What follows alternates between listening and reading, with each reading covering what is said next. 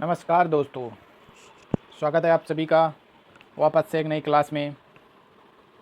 जैसा कि आप देख पा रहे हैं 2018 का शैक्षिक मूल्यांकन क्रियात्मक शोध एवं नवाचार। तो 2018 का ये पेपर है, यही मैं कराने वाला हूँ। प्रथम प्रश्न पत्र है ये। और पिछली क्लासों में मैंने 2016 और 17 के इसी सब्जेक्ट के शैक्षिक मूल्यांकन क्रियात्मक शोध एवं नवाचार करा चुका हूँ।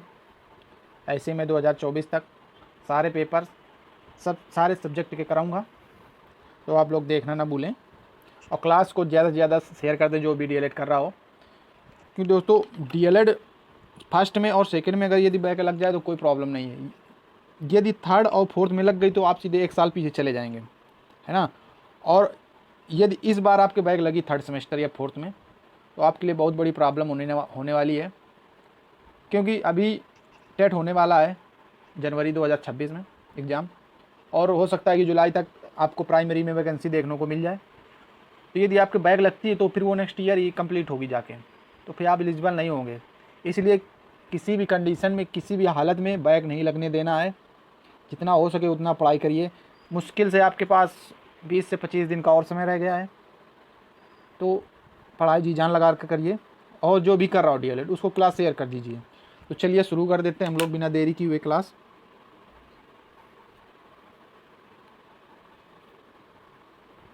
पहला क्वेश्चन है, क्रियात्मक शोध के प्रवर्तक हैं, तो इसका राइट आंसर हो जाएगा ऑप्शन बी, स्टीफन एम कोरे। नेक्स्ट क्वेश्चन, सतत एवं व्यापक मूल्यांकन का आरंभ हुआ, तो ये दोस्तों आरंभ हुआ था 2009 में। नेक्स्ट क्वेश्चन,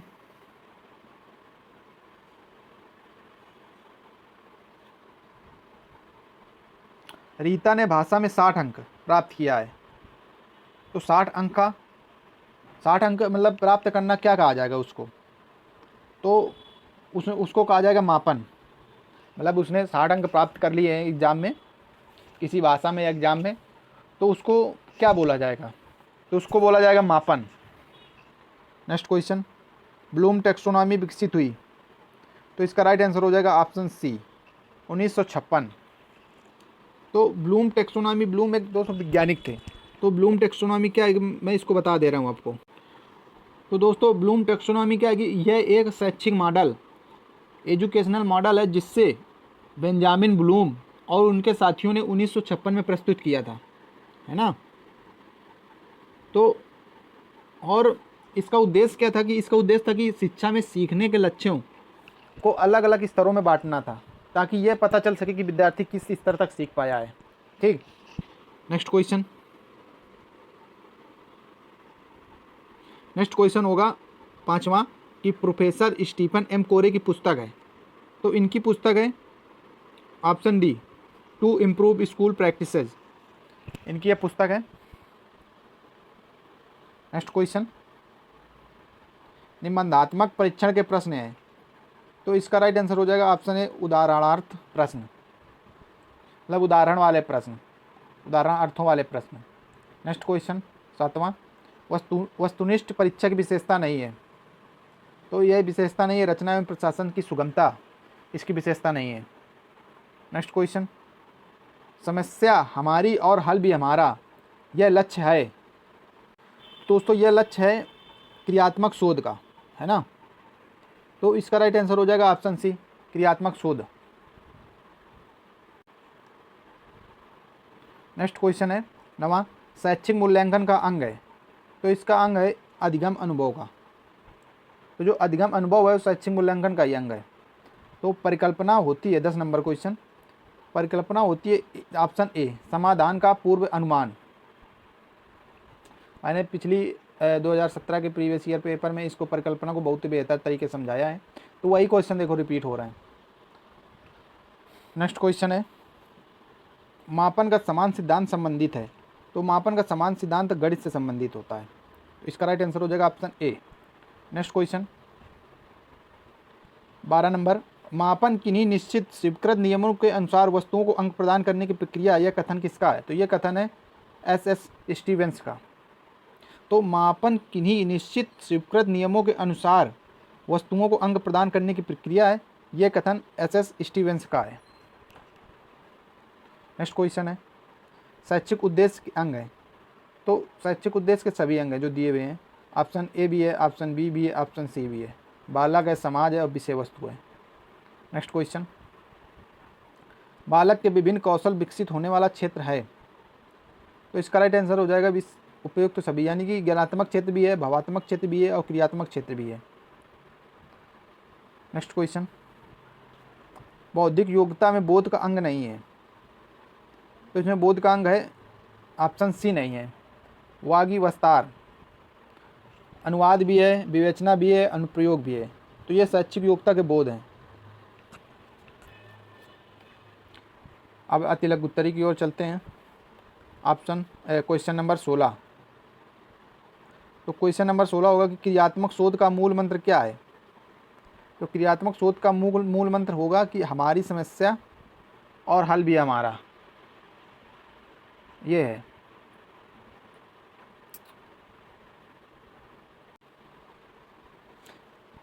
नेक्स्ट क्वेश्चन है 17 नंबर कि मूल्यांकन प्रक्रिया के मुख्य अंग कौन है। तो मूल्यांकन प्रक्रिया का मुख्य अंग निम्न है। पहला है शिक्षण उद्देश्य, दूसरा है व्यवहार परिवर्तन, छात्र व्यवहार, और तीसरा अधिगम अनुभव। नेक्स्ट क्वेश्चन होगा 18वां, क्रियात्मक शोध के चरण क्या हैं।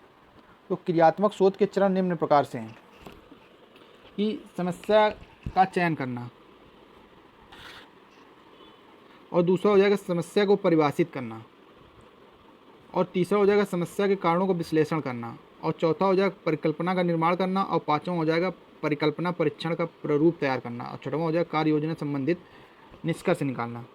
यानी कि पहले समस्या का चयन करना है कि क्या समस्या होगी, और उसको फिर इसके बाद उसके समस्या के बारे में सोचना समझना है, परिभाषित करना है यानी कि, और फिर विश्लेषण करना है उसका कि यह समस्या क्यों हुई, और इसके बाद परिकल्पना यानी कि सोचना है कि इसको कैसे सॉल्व किया जाएगा या हल किया जाएगा, और उसी के फिर अनुरूप परीक्षण का प्रारूप तैयार करना, किस तरह से इससे बाहर निकला जा सकता है या किस तरह इसमें कार्य किया जा सकता है, क्या क्या किया जा सकता है, और लास्ट में करने के बाद में क्या है कि कार्य योजना संबंधित निष्कर्ष निकालना, लास्ट में कंक्लूजन निकालना कि क्या समस्या का समाधान हम कर पाए या नहीं कर पाए।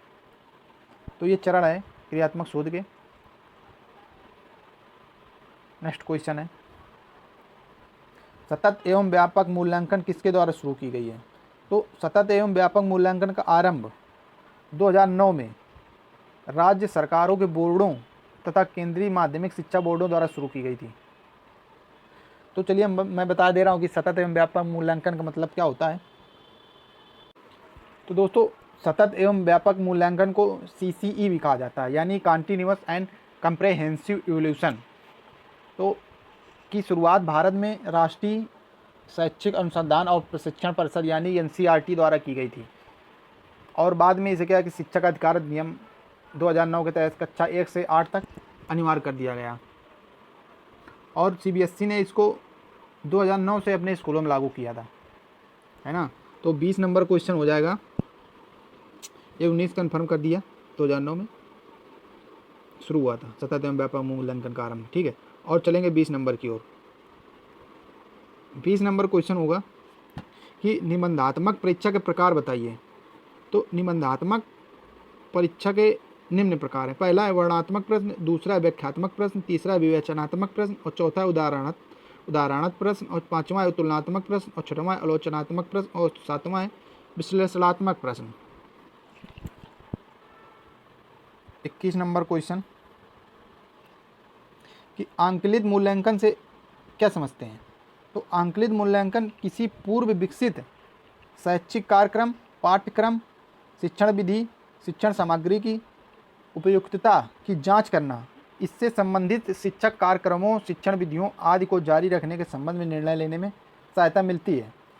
तो आंकलित मूल्यांकन को चलिए हम आसान भाषा में समझा दे रहे हैं। तो आंकलित मूल्यांकन का है कि ये फॉर्मेटिव इवोल्यूशन बोला जाता है इसको, ठीक है। तो यह प्रक्रिया है कि जिसमें पढ़ाई के दौरान ही विद्यार्थियों को सीखने की प्रगति को जांचा जाता है अध्यापकों द्वारा, है ना। तो इससे शिक्षक को तुरंत पता चल जाता है कि बच्चा कितना सीख रहा है या क्या कर रहा है, और कहाँ इसको सुधार की ज़रूरत है ना। तो यह क्या है कि दोस्तों, यह पढ़ाई के बीच बीच में ही किया जाता है ना, कि ना कि अंत में। और इसका उद्देश्य क्या होता है कि विद्यार्थियों की कमियों को पहचान कर उन्हें सुधारने में मदद करता है, और इससे परीक्षा का दबाव कम होता है, ठीक है। और बच्चों को पढ़ाई में लगातार मार्गदर्शन और फीडबैक मिलता रहता है। तो ये आंकलित मूल्यांकन कहलाता है। सिर्फ आप शब्दों को समझिए कि आंकलित मूल्यांकन है, ठीक है। और चलिए नेक्स्ट क्वेश्चन 22 नंबर है। 22 नंबर क्वेश्चन है कि शिक्षा में नवाचार का क्या अर्थ है। तो शिक्षण अधिगम प्रक्रिया को प्रभावशाली बनाने के लिए हम जिन नए नए साधन, विधि, प्राविधि एवं रीतियों का उपयोग करते हैं उसे शिक्षा में नवाचार कहते हैं, ठीक। नेक्स्ट क्वेश्चन है 23 नंबर। 23 नंबर क्वेश्चन है दोस्तों कि उत्तम परीक्षण की विशेषताएं बताइए। तो उत्तम परीक्षण की विशेषताएं निम्नलिखित हैं।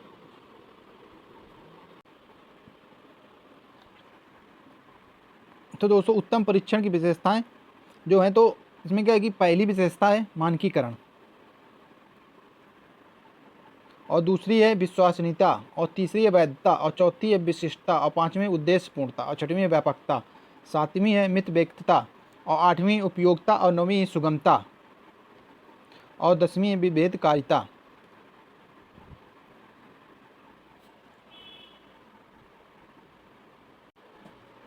नेक्स्ट क्वेश्चन है दोस्तों 24 नंबर कि मापन के प्रकार बताइए। तो मापन के निम्न प्रकार हैं। पहला नामिक मापन, और दूसरा है क्रमिक मापन, और तीसरा है अंतराल मापक, और चौथा है अनुपात मापक।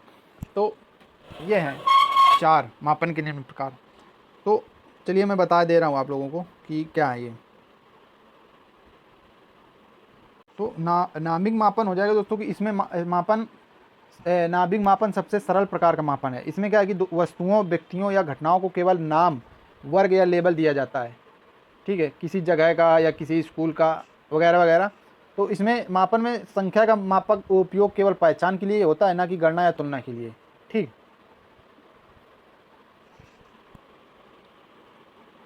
और क्रमिक मापन की बात करें तो क्रमिक मापन में क्या है कि इसमें क्रमिक मापन वह मापन है जिसमें वस्तुओं, व्यक्तियों को रैंक या क्रम के आधार पर वर्गीकृत किया जाता है, ठीक है, लेकिन उनके बीच के अंतर की सही मात्रा ज्ञात नहीं होती है, ठीक है। तो इसको क्रमिक मापन बोला जाता है। और दोस्तों अंतराल मापन, तो अंतराल मापन क्या है कि अंतराल मापन वह स्तर है जिसमें वस्तुओं, व्यक्तियों को क्रम यानी आर्डर तो दिया जाता है, साथ ही उनके बीच के अंतर यानी डिफरेंस की सही मात्रा भी जानी जा सकती है। और चौथा है अनुपात मापन। तो अनुपात मापन क्या होता है कि अनुपात मापन वह मापन होता है दोस्तों जिसमें क्रम और अंतर और अनुपात तीनों मापे जा सकते हैं, ठीक है। तो इसलिए यह सबसे वैज्ञानिक और सटीक मापन माना जाता है, अनुपात मापन। और इसको क्या है कि इसको माना जाता है कि यह अनुपात जो मापन होता है सबसे उच्च स्तर का, मतलब हाईएस्ट लेवल का मापन होता है। नेक्स्ट क्वेश्चन 25 नंबर क्वेश्चन है दोस्तों, क्रियात्मक शोध की समय अवधि क्या है। तो क्रियात्मक शोध की समय अवधि होती है लगभग 10 से 15 दिन होती है। नेक्स्ट क्वेश्चन है 26 नंबर कि विश्वसनीयता किसे कहते हैं। तो विश्वसनीयता कहते हैं कि किसी व्यक्ति के परीक्षण से विभिन्न अवसरों में उसी परीक्षण को दोहराने पर व्यक्ति के प्राप्तांकों में स्थिरता या संगीत प्राप्त होता है, उसे विश्वसनीयता कहते हैं। नेक्स्ट क्वेश्चन है 27 नंबर कि निदानात्मक परीक्षण किस प्रकार के छात्रों को किया जाता है। तो निदानात्मक परीक्षण समस्यात्मक छात्रों एवं किसी विषय में कमज़ोर छात्रों पर किया जाता है दोस्तों। मान लीजिए किसी को समस्या हो रही है, किसी छात्र को किसी सब्जेक्ट में या किसी विषय में ज़्यादा ही कमज़ोर है, तो उन छात्रों पर किया जाता है और फिर उनको उसी हिसाब से एजुकेशन दी जाती है या टीचर कुछ एक्स्ट्रा क्लासेस लेते हैं। नेक्स्ट क्वेश्चन, उपचारात्मक परीक्षण के उद्देश्य बताइए। तो उपचारात्मक परीक्षण के उद्देश्य हैं, पहला है बालक की कमजोरियों की पहचान करना। तो पहला हो जाएगा दोस्तों बालक की कमजोरियों की पहचान करना, और दूसरा है कि बालकों के सीखने को बेहतर बनाना, और तीसरा है भाषा प्रयोग संबंधी कठिनाइयों को पहचान कर उनका निदान करना होता है। नेक्स्ट क्वेश्चन है 29 नंबर कि दक्षता आधारित मूल्यांकन से आप क्या समझते हैं। तो दक्षता आधारित मूल्यांकन होता है दोस्तों, दक्षता आधारित मूल्यांकन का अर्थ है कि बालकों की दक्षता पर आधारित न्यूनतम अधिगम या निम्नतम अधिगम आकलन विश्लेषण करना, जिससे बालकों की दक्षता को सुनिश्चित किया जा सके। ठीक, तो दोस्तों इसको आप इस प्रकार भी लिख सकते हैं कि दक्षता आधारित मूल्यांकन वह प्रक्रिया है जिसमें विद्यार्थियों का मूल्यांकन केवल रटने या अंक प्रदान करने पर नहीं, बल्कि उनकी वास्तविक योग्यता, कौशल, स्किल्स और ज्ञान को प्रयोग करने की क्षमता पर किया जाता है। आसान भाषा में कहें तो इसमें यह देखा जाता है कि विद्यार्थी सीखी हुई बातों को जीवन और व्यवहार में कितना प्रयोग कर पाता है। तो यह दक्षता आधारित मूल्यांकन होता है दोस्तों। ठीक, तो इस प्रकार लिख सकते हैं जिस प्रकार मैंने बताया आसान शब्दों में। नेक्स्ट क्वेश्चन होगा 30 नंबर कि शिक्षण प्रक्रिया की दृष्टि से ज्ञानात्मक पक्ष के स्तर कौन कौन से हैं। तो शिक्षण प्रक्रिया की दृष्टि से ज्ञानात्मक पक्ष के स्तर निम्न है। पहला है ज्ञान, और दूसरा है बोध, तीसरा है अनुप्रयोग, चौथा है विश्लेषण, पांचवा है संश्लेषण और छठवां है ज्ञानात्मक मूल्यांकन। ज्ञानात्मक पक्ष के स्तर हैं। ठीक है, मूल्यांकन को भी जोड़ा गया है इसमें, यानी कि पहला है ज्ञान, दूसरा है बोध, तीसरा है अनुप्रयोग, चौथा है विश्लेषण, पांचवा है संश्लेषण और छठवां है मूल्यांकन। ठीक, तो ये आप लोग याद कर लीजिएगा, ज्ञान, बोध, अनुप्रयोग, विश्लेषण, संश्लेषण और मूल्यांकन। अब लघु उत्तरी स्टार्ट हो गए। 31 नंबर दोस्तों, तो 31 नंबर है कि बालक के भावात्मक पक्ष का वर्गीकरण ब्लूम ने किस प्रकार किया, समझाइए। तो चलिए समझते हैं कि ब्लूम के वर्गीकरण के अनुसार बालक के भावात्मक पक्ष, तो भावात्मक का संबंध होता है रुचियों, अभिवृत्तियों तथा मूल्यों के विकास से होता है। यह शिक्षा का महत्वपूर्ण उद्देश्य माना जाता है। पहला है ग्रहण करना की यानी कि जैसे कि क्रिया की जागरूकता, क्रिया प्राप्त करने की इच्छा, क्रिया का नियंत्रित ध्यान। और दूसरा अनुक्रिया, तो अनुक्रिया में सहमति, अनुक्रिया की इच्छा, अनुक्रिया का संतोष। और तीसरा हो जाएगा अनुमूल्यन, यानी कि मूल्य की स्वीकृत और मूल्य की प्राथमिकता। और चौथा हो जाएगा व्यवस्थापन, यानी कि मूल्यों की अवधारणा और मूल व्यवस्था का संगठन। ठीक है, और पांचवा हो जाएगा मूल्य समूह का विशेषीकरण, साथियों द्वारा उच्च मूल्यांकन, समान समूह विशेषीकरण। तो दोस्तों मैं आपको इसको आसान भाषा में समझा दे रहा हूँ जिसे आप एग्ज़ाम में लिख सकें। ठीक है, तो समझिएगा कि ब्लूम द्वारा भावात्मक पक्षों का वर्गीकरण, यानी कि ब्लूम और उनके साथियों जैसे कर्तवोल थे और मासिया थे, इन्होंने क्या कि 1964 में भावात्मक पक्ष को 5 स्तरों में बांटा था। ठीक है, तो जो मैं बता रहा हूँ दोस्तों ये आप ऐसे ही लिख सकते हैं एग्ज़ाम में। ठीक है, आसान भाषा में। तो पहला आप डाल दीजिएगा कि ग्रहण करना, तो उसमें लिख दीजिएगा कि किसी विषय, विचार या वस्तु पर ध्यान देना और स्वीकार करना। जैसे उदाहरण के लिए मान लीजिए छात्र शिक्षक की बात ध्यान से सुनता है। ठीक, ये जो बुक में दिया हुआ ये मैंने अभी बताया आपको, ये भी 5 प्रकार से बांटा गया है। जो मैं बता रहा हूँ उसको भी आप 5 प्रकार से बांट के लिख सकते हैं एग्ज़ाम में। ठीक, तो दूसरा होगा प्रतिक्रिया देना, तो इसमें क्या है कि सीखी गई चीज़ों पर प्रतिक्रिया देना, भाग लेना या इंटरेस्ट दिखाना। मान लीजिए टीचर कक्षा में प्रश्न पूछ रहा है तो छात्र उसको उत्तर दे रहा है, या कक्षा में कोई गतिविधि कर रहा है उससे रिलेटेड, तो ये दूसरा हो जाएगा प्रतिक्रिया देना। और तीसरा हो जाएगा मूल्यांकन करना। ठीक है, मतलब किसी विचार या व्यवहार को महत्व देना या उसे अपनाना। उदाहरण के लिए बच्चा जैसे ईमानदारी को अच्छा मानकर अपने जीवन में अपनाता है कि ईमानदारी अच्छी होती है, या बुरी आदतों को छोड़ देता है। ठीक है, और चौथा लिख दीजिएगा संगठन करना, यानी ऑर्गेनाइजेशन, कि मतलब अलग अलग मूल्यों और विश्वासों को मिलाकर अपना दृष्टिकोण और जीवन दर्शन बनाना। ठीक, यानी कि बच्चे को सच्चाई, अहिंसा और सहयोग जैसे मूल्यों को जोड़कर अपना आदर्श मानना या छात्रों को संगठन में बैठा के उनको कुछ सिखाना। ठीक है, और पांचवा हो जाएगा चरित्र निर्माण। इसमें क्या है कि बच्चे को अच्छी कहानियाँ, क्रांतिकारियों की कहानियाँ, विवेकानंद, बुद्ध आज लोगों की कहानियाँ सुनाकर उनके चरित्र का निर्माण करना। तो इस प्रकार से आप लिख सकते हो। तो भावात्मक पक्ष के 5 चरण लिख दीजिएगा आपको कि पहला ग्रहण, दूसरा प्रतिक्रिया, तीसरा मूल्यांकन, चौथा संगठन और पांचवा चरित्र निर्माण।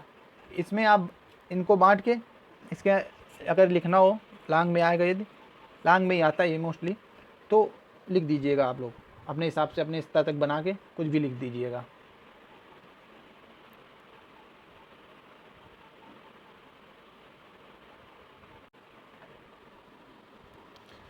बत्तीस नंबर क्वेश्चन है दोस्तों कि प्रतिमान संदर्भित तथा कसौटी संदर्भित परीक्षण में क्या अंतर है। तो प्रतिमान संदर्भित परीक्षण और कसौटी संबंधित संदर्भित परीक्षण। तो पहला होगा इसमें प्रतिमान संबंधित परीक्षण यह सूचना देते हैं कि छात्रों ने पाठ्य पुस्तकों को कहाँ तक अध्ययन किया है। तो इसको समझाने की जरूरत नहीं थी, ये पहले से ही आसान भाषा में लिखा हुआ है दोस्तों। और पहला हो जाएगा इसमें कसौटी में कि कसौटी संबंधित परीक्षण यह सूचना देते हैं कि हमें अपने विशिष्ट उद्देश्यों की प्राप्ति में कहाँ तक सफलता प्राप्त हुई है। ठीक। और इसमें प्रतिमान में दूसरा हो जाएगा ये परीक्षण छात्र के बोध स्तर का मूल्यांकन करते हैं। और कसौटी में दूसरा हो जाएगा कि ये परीक्षण उद्देश्य प्राप्ति अथवा अपेक्षित व्यवहारिक परिवर्तनों का उल्लेख करते हैं। तीसरा हो जाएगा प्रतिमान में कि इन परीक्षणों में व्यापक पाठ्यवस्तु को प्रश्नों की रचना के लिए मुख्य आधार बनाया जाता है ताकि विभिन्न उद्देश्यों को प्राप्ति आसानी से हो सके। कसौटी में तीसरा हो जाएगा कि इन परीक्षणों में शिक्षण के विभिन्न उद्देश्यों को यथासंभव प्राप्त करने का प्रयास किया जाता है ताकि परीक्षण उद्देश्यों की दृष्टि से वैध सिद्ध हो सके।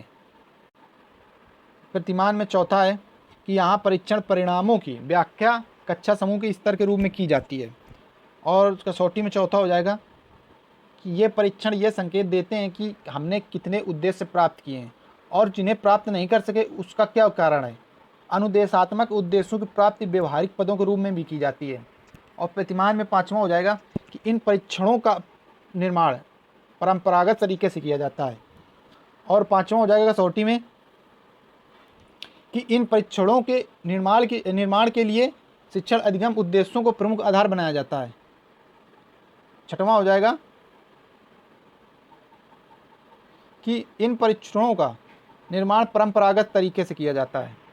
और कसौटी में छठवां हो जाएगा इन परीक्षणों से में मानकों का विकास करना संभव नहीं होता है। और सातवां हो जाएगा कि ये परीक्षण कम उपयोगी माने जाते हैं क्योंकि ये छात्र के संबंध में समान जानकारी प्रदान करते हैं।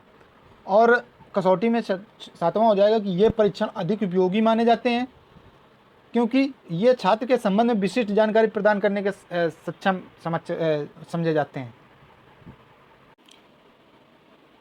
चलिए नेक्स्ट क्वेश्चन की ओर। 33 नंबर है कि क्रियात्मक शोध की उपयोगिता बताइए।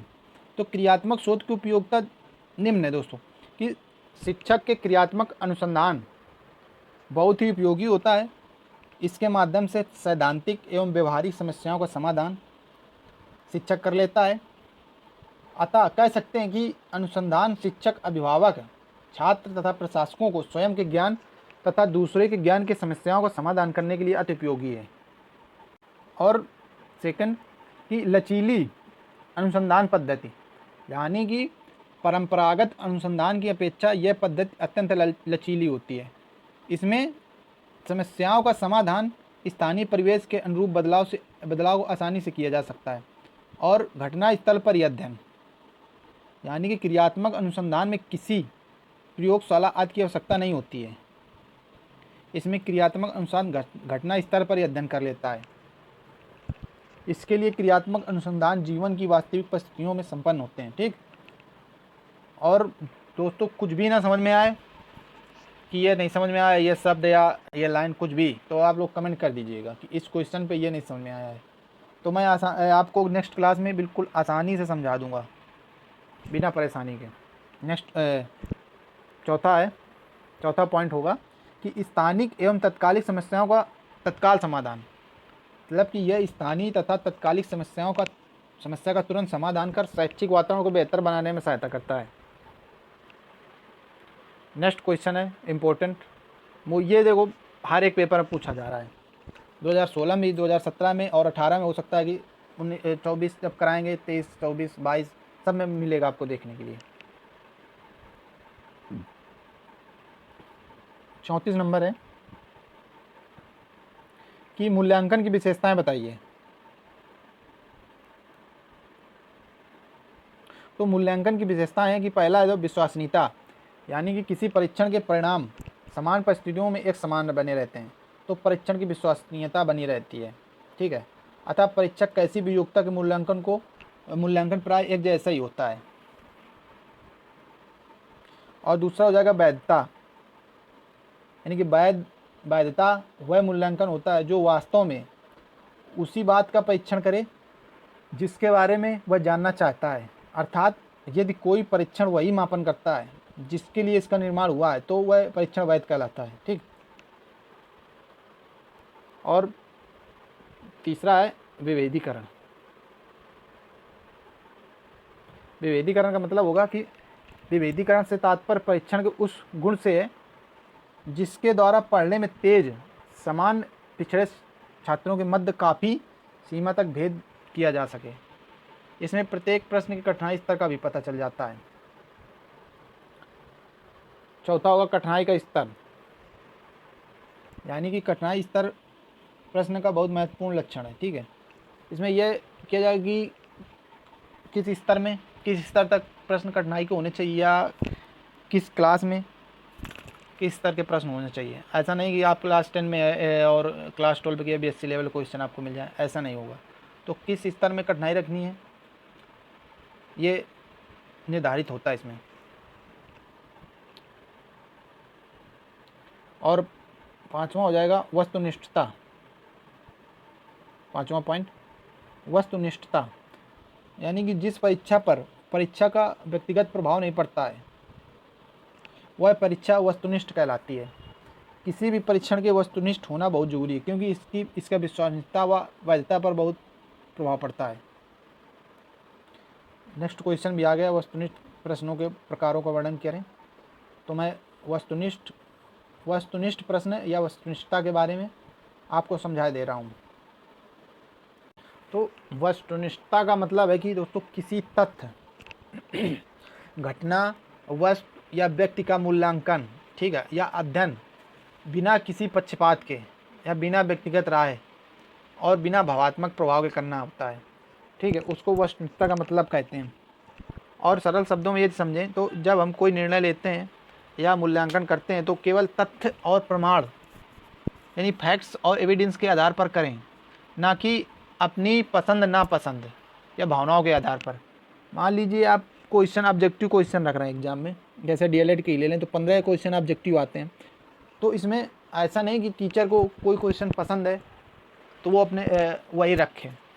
तो वो एक स्तर होता है कि किस प्रकार के क्वेश्चंस रखने हैं। जैसे मैंने पिछले प्रीवियस ईयर में 2017 में बहुत ही विस्तार से समझाया था किस तरह से पेपर में क्वेश्चन बनाए जाते हैं।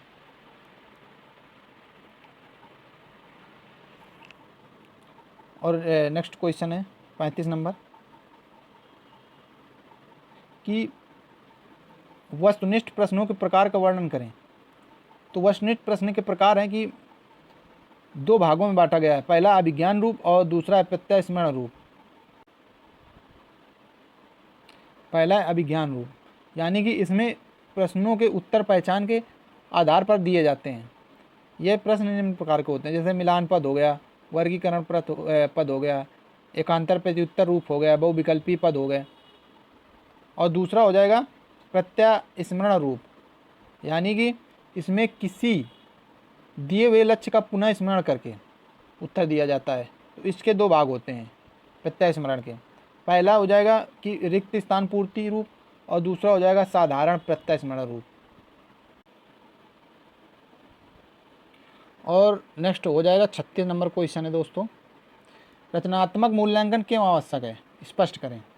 तो रचनात्मक मूल्यांकन की आवश्यकता इसलिए होती है कि रचनात्मक मूल्यांकन जो है कि एक विस्तृत विविधता को संदर्भित करता है, जिसका उपयोग शिक्षक एक पाठ इकाई या पाठ्यक्रम के दौरान छात्रों की समझ, अधिगम की ज़रूरत और शैक्षणिक प्रगति की प्रक्रिया में मूल्यांकन करने में करते हैं। ठीक है, और शिक्षण को बेहतर बनाने और उसको बढ़ाने के लिए शिक्षण अधिगम प्रक्रिया के दौरान ही इसे एक से अधिक बार आयोजित किया जा सकता है। और प्रकृति में रचनात्मक मूल्यांकन नैदानिक है, क्योंकि रचनात्मक मूल्यांकन यह निर्धारित करने में सहायता करता है कि शिक्षार्थियों को क्या पता है और कहाँ और कैसे वह पीछे हैं। यही कारण है कि विज्ञान में रचनात्मक मूल्यांकन महत्वपूर्ण है। इसका उपयोग सीखने वाले की ताकत, कमजोरियों, उनके विद्यमान ज्ञान के स्तर और कौशल के बारे में जानने के लिए किया जाता है।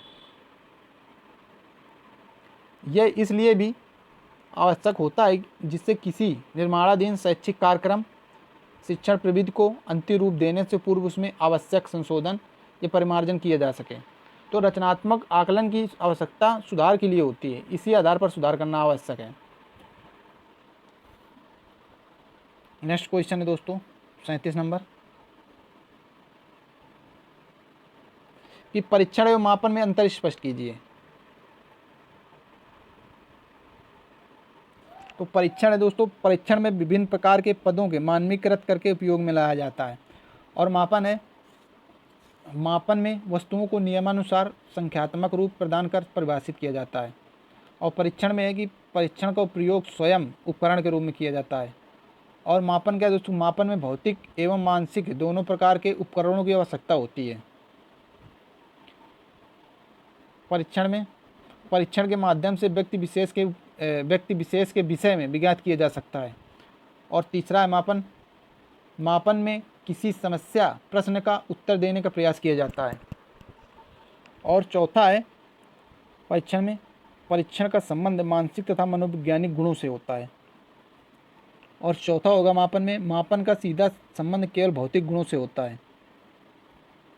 और पांचवा होगा परीक्षण में कि परीक्षण का जो क्षेत्र होता है वो संकुचित होता है और मापन का प्रयोग व्यापक रूप से विभिन्न मनोवैज्ञानिक शोध कार्यों में किया जाता है।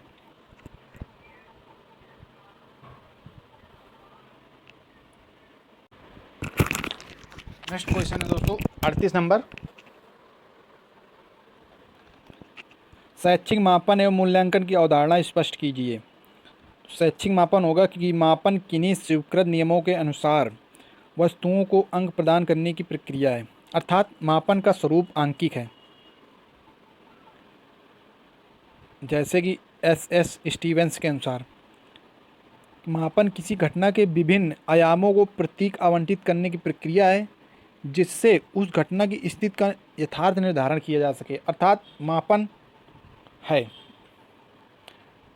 ब्रेडफील्ड तथा मोरडेक के अनुसार किसी वस्तु के गुणों तथा विशेषताओं का विवरण गुणात्मक तथा मात्रात्मक दोनों हो सकता है। ठीक है। और मापन प्रक्रिया के मूलतः 3 तत्व होते हैं। 3 तत्व कैसे हैं कि पहला है विषय, यानी कि इसमें जिसके गुणों का मापन होना है या मापन किया जा सकता है। और दूसरा है प्रतीक, जिसमें गुणों की अभिव्यक्ति होती है। और तीसरा है दोस्तों नियम या मान्यता, जैसे जिसके आधार पर मात्रा व्यक्त होनी है। प्रायः भौतिक गुणों जैसे लंबाई, चौड़ाई, क्षेत्रफल, आयतन आदि के मापन में गुण दिखाई देते रहते हैं तथा उनमें स्थायित्व रहता है, अतः मापन परोक्ष होता है। शैक्षिक मूल्यांकन, शैक्षिक मूल्यांकन के बारे में समझते हैं कि शैक्षिक मूल्यांकन का अर्थ है मूल्य का अंकन करना। यह मूल्य निर्धारण की प्रक्रिया है जो मापन की अपेक्षा अधिक व्यापक है। मूल्यांकन गुणों या विशेषताओं की वांछनीयता स्पष्ट करता है, यानी किसी व्यक्ति में उपस्थित गुणों की मात्रा का विश्लेषणात्मक अथवा गुणात्मक विवरण मूल्यांकन प्रस्तुत करता है। NCERT ने मूल्यांकन को ऐसी सतत व व्यवस्थित प्रक्रिया कहा है जो शैक्षिक उद्देश्यों की प्राप्ति की सीमा, अधिगम अनुभवों की प्रभावशीलता का आकलन करती है। इसमें शैक्षिक मूल्यांकन में वैज्ञानिक ब्रेडफील्ड तथा मोरडेक के अनुसार यानी कि मूल्यांकन न किसी सामाजिक, सांस्कृतिक अथवा वैज्ञानिक मानदंड के संदर्भ में किसी घटना के प्रतीक आवंटित करना है जिससे उस घटना का महत्व अथवा मूल्य ज्ञात किया जा सके। मूल्यांकन प्रक्रिया के 3 प्रमुख अंग हैं। मूल्यांकन प्रक्रिया के 3 प्रमुख अंग हैं। पहला है शिक्षण उद्देश्य, दूसरा अधिगम क्रिया और तीसरा व्यवहार परिवर्तन। यानी कि मूल्यांकन एक अत्यंत व्यापक तथा बहुआयामी प्रत्यय है जिसका संबंध मात्र छात्रों की शैक्षिक उपलब्धि न होकर उसके संपूर्ण व्यक्तित्व के विकास से होता है। नेक्स्ट क्वेश्चन है 39 नंबर कि पाठ्य सहगामी क्रियाकलाप में उपयोग की जाने वाली दो शैक्षिक नवाचारों का उदाहरण दीजिए। तो पाठ्य सहगामी क्रियाकलापों में उपयोग की जाने वाली दो शैक्षिक नवाचार हैं। पहला है वाद विवाद प्रतियोगिता। इसके माध्यम से छात्रों के व्यक्तित्व का विकास होता है। वाद विवाद प्रतियोगिता से छात्रों में चिंतन शक्ति का विकास होता है, भाषा पर अधिकार बढ़ता है, आत्मविश्वास तर्क शक्ति का भी विकास होता है। छात्रों के व्यक्तित्व विकास में वाद विवाद प्रतियोगिता का विशेष महत्व है। वाद विवाद प्रतियोगिता से बोलना कौशल का भी विकास होता है। मतलब वाद विवाद प्रतियोगिता में क्या है कि कौशल का भी विकास होता है आपके अंदर। ये जो मैंने सारी चीज़ें बताई जो लिखी हुई हैं, खैर इसमें तो आसान भाषा में भी लिखा हुआ है, तो आप लोग पढ़ लीजिएगा, समझ लीजिएगा, और ना समझ में आए कमेंट कर दीजिएगा बस। खेल कूद यानी कि यह एक जन्मजात स्वाभाविक प्रवृत्ति है। खेल कूद में बच्चों का शारीरिक व्यायाम के साथ साथ बच्चों के अंदर मित्रता एवं आपसी सहयोग की भावना, एकता की भावना का भी विकास होता है। ठीक है, तो इन सब वस्तुओं से बच्चों की मानसिक थकान को दूर किया जा सकता है खेल कूद से। बच्चों के सर्वांगीण विकास में खेल कूद भी बहुत इम्पोर्टेंट है। ये ब्लूप्रिंट, इसको मैंने कल समझाया था, तो आज भी समझ लेते हैं इसको। 40 नंबर क्वेश्चन कल यानी 2017 के प्रीवियस ईयर पेपर में। तो प्रश्न निर्माण प्रक्रिया में ब्लूप्रिंट की क्या भूमिका है? तो इसकी भूमिका है कि प्रश्न निर्माण प्रक्रिया में ब्लूप्रिंट यानी खाका तैयार करना उपयोगी होता है ताकि परीक्षण को निर्माण को पता चले कि कौन सा प्रश्न किस उद्देश्य, कौन सी विषय वस्तु, इकाई और कितने प्रश्नों का परीक्षण करेगा। ब्लूप्रिंट के माध्यम से ही प्रश्न पत्रों में अंकों का विभाजन, संपूर्ण पाठ्यक्रम का समावेश, बच्चों के ज्ञान के विस्तृत आकलन के लिए सभी प्रकार की प्रश्नों वस्तुनिष्ठ यानी ऑब्जेक्टिव, शॉर्ट, लॉन्ग आंसर को शामिल किया जाता है। शिक्षक प्रश्न पत्र बनाते समय ब्लूप्रिंट का एक मार्गदर्शक के रूप में मानते हैं जो प्रश्न पत्र व्यवस्थित करने की प्रक्रिया को आसान बनाता है। यानी कि ब्लूप्रिंट का मतलब हुआ कि मान लीजिए 40 क्वेश्चन है इसमें, इस प्रश्न पत्र में 2018 का प्रीवियस ईयर पेपर है ये। तो इसमें यह ज्ञात करना होता है कि ब्लूप्रिंट से कि कितने ऑब्जेक्टिव रखने हैं, कितने लॉन्ग रखने हैं, कितने शॉर्ट आंसर रखने हैं और कितना टाइम देना है कि उस टाइम के अंतर्गत सारे क्वेश्चन हो सकें। तो ब्लूप्रिंट की प्रश्न निर्माण में भूमिका ये होती है दोस्तों। तो आज 2018 का जो प्रीवियस ईयर पेपर था, पूरे 40 क्वेश्चन कंप्लीट हो गए हैं। तो आप लोग अच्छे से समझ के पढ़िए और आराम से पेपर दीजिए। और जो भी लोग DLED कर रहे हो तो उनको ये क्लास शेयर कर दीजिए ताकि किसी की भी बैक न लग पाए। तो मिलते हैं फिर से एक नई क्लास में, तब तक के लिए जय हिंद। और चैनल को सब्सक्राइब ज़रूर कर लीजिएगा और क्लास को शेयर करिए जितना जितना हो सके, और कमेंट भी कर दिया करिए।